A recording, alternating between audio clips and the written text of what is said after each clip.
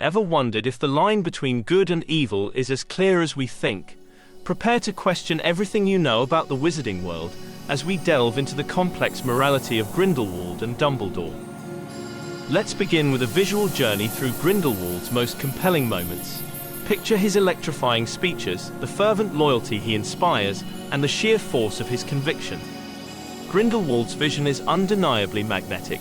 He speaks of a world where wizards are free from the shadows, where their power is not suppressed but celebrated. But is this liberation, or a thinly veiled quest for dominance? His charisma is a weapon, expertly wielded to manipulate and control. Think of historical figures who promised utopia but delivered tyranny.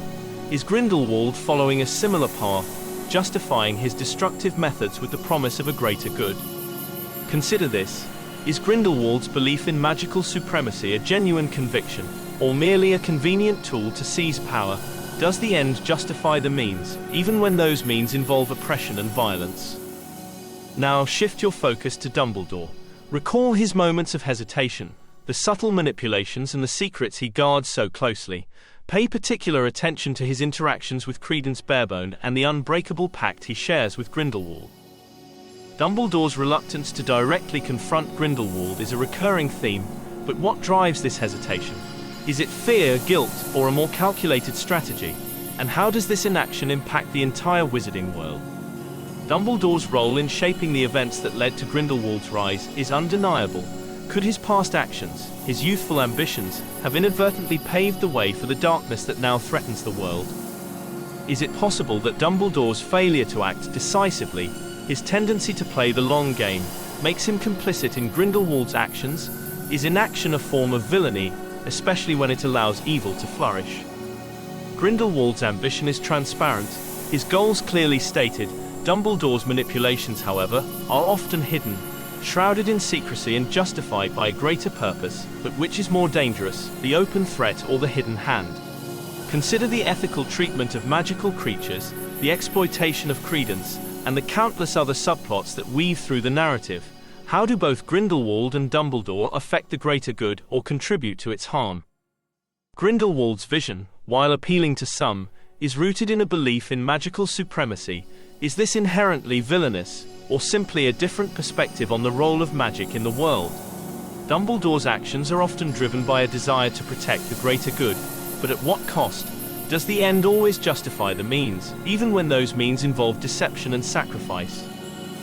The prophecies surrounding Credence Barebone add another layer of complexity to the narrative. Both Grindelwald and Dumbledore are aware of these prophecies, and their actions are influenced by them. Grindelwald seeks to exploit Credence's power, seeing him as a weapon to be used in his fight against the non-magical world. Dumbledore, on the other hand, seeks to protect Credence, but his methods are often questionable. The question arises, do these prophecies excuse their actions? Are they simply puppets of fate, or do they have the agency to choose their own path? Grindelwald and Dumbledore are no exception. Their choices shape the fate of the wizarding world, and their actions will be remembered for generations to come. Power corrupts, and absolute power corrupts absolutely. This adage holds true for both Grindelwald and Dumbledore. Grindelwald's desire for power leads him down a dark path, transforming him from a visionary leader into a ruthless tyrant. His ideals become twisted, and his methods become increasingly brutal.